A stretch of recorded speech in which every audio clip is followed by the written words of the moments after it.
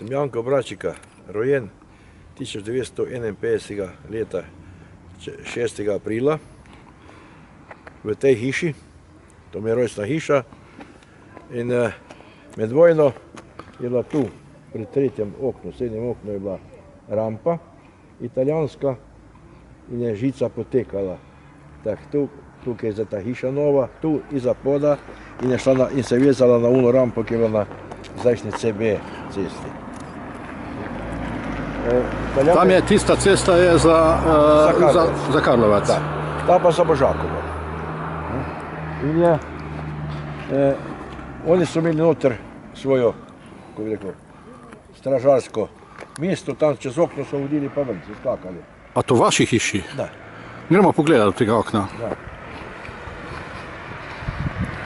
Tu. Evo. Tu so hodili. No, Tu so hodili ven. Tu so imeli stopnice, iz ene, z druge strani in so šli ven. Tula pa žica pa rampa. Ne? In so rampo, če šel kdo, so vmaknili, bodeče ono, kobile, pa nazaj. Tako da naše, to, kar smo imeli svinake tu preko, smo prašiče fotrali, so mogli čez rampo hoditi. Preko, vsak dan. Ne? Tako da mama to včasih izkoristila, da so hodili ven. kje so imeli prašiče? Kateri? Tam so bili svinaki. Kje je ta hiša zdaj? Iza hiša zdaj. Kje so bili pa družina vaša takrat?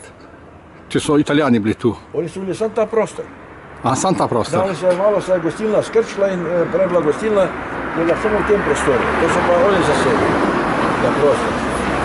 Italijani zasedili, ta gostinski prostor. Ne? Kaj so pa starši rekli? A si rabil kakšno prepustnico, če si šel ven iz... Ja, sigurno si rabil, samo niso poznali. Ne? Oni so hodili prek, normalno, to je bila kmetija, bila to je bila zemlja. Ne? In pravim, mama je doskrat so hodili, so nosili, v glavni je nosila akumulatorje prek. Tam je dala akumulatorje k svinakom, ki so napolnili, da so imeli vezisti partizanski, da so to, ne, ona je nosila v čebrici, da je nesla prasno, pa je nosila akumulator prek, tukaj čez rampo. Ne. Pa so pa hodili, ja normalno, vse te veze so hodile, švercalo se ven, kaj se tiče tega, od zdravil, tega zase dolgo tu zraven, da se vse šibalo, zdravilo čez pot.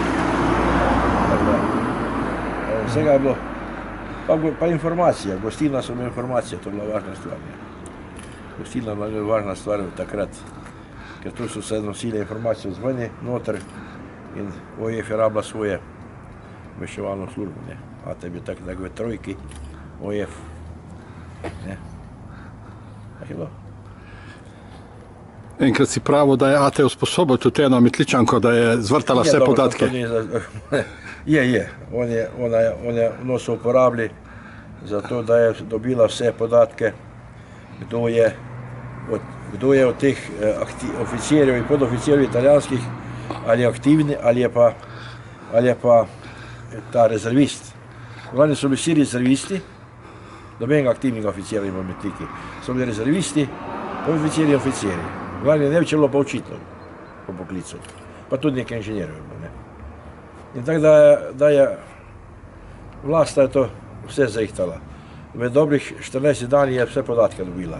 Kako se je pisala ta vlast? Vaha se je pisala.